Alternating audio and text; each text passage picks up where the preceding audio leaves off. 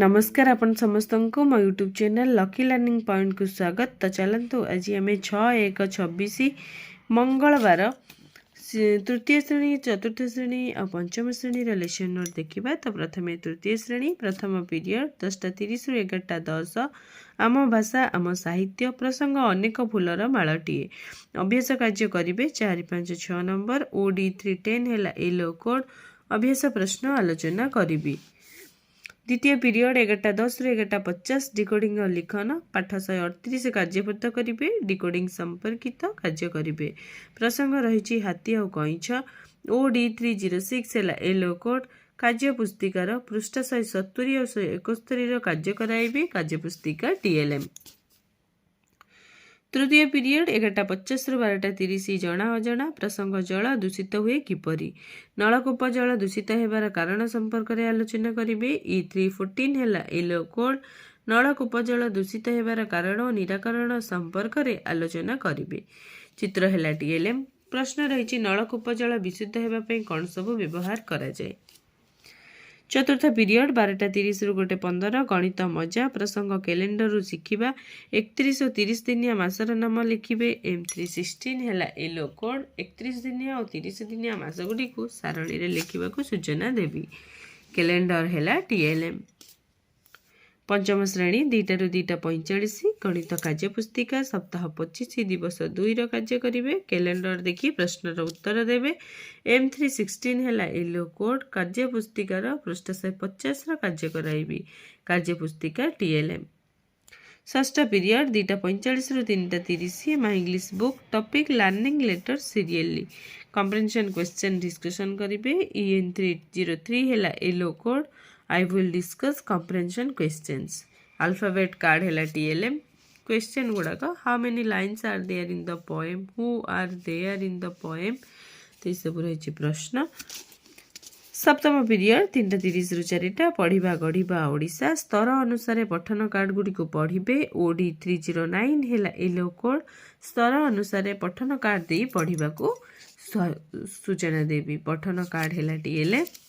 ये दिला तृतीय श्रेणी। एवं देखा चतुर्थ और पंचम श्रेणी। देखा चतुर्थ और पंचम श्रेणी प्रथम पीरियड 10:15 रु 11 चतुर्थ श्रेणी साहित्य कलिका प्रसंग कुहुकवन भितरकनिका अभ्यास कार्य करेंगे 3, 4, 5 नंबर OD416 है येलो कोड अभ्यास प्रश्न आलोचना करी। पंचम श्रेणी साहित्य कुसुम प्रसंग दलपति पद तुमको साजे अभ्यास कार्य करेंगे।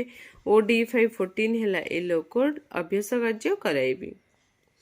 द्वितीय पीरियड 11 रु 11:45 my English book 4th class रे टॉपिक है the stranger at the door new words जानिबे।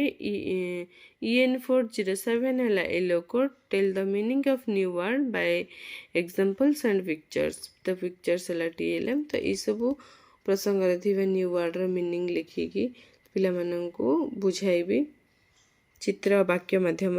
5th class topic है वेकअप रिसाइटिंग है लर्निंग आउटकम्स। EN502 है yellow code I will recite the poem with action and tell the students to recite pictures है TLM।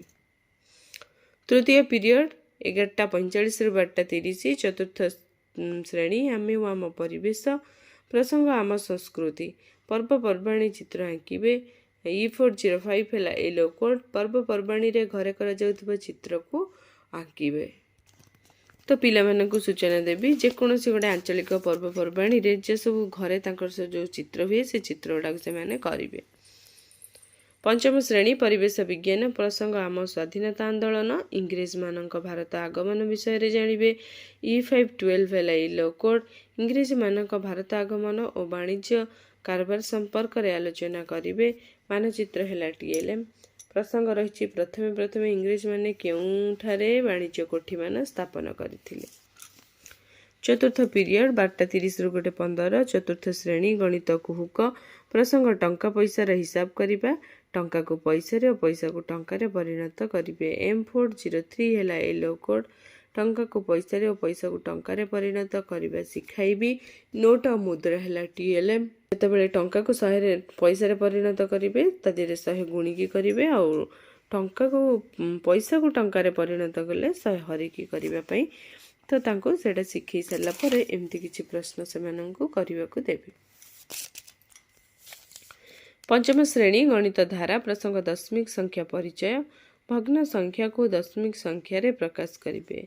M508 है yellow code 10 10 100 1000 हर न भग्न संख्या को दशमिक संख्या रे परिणत करने शिखाइबी।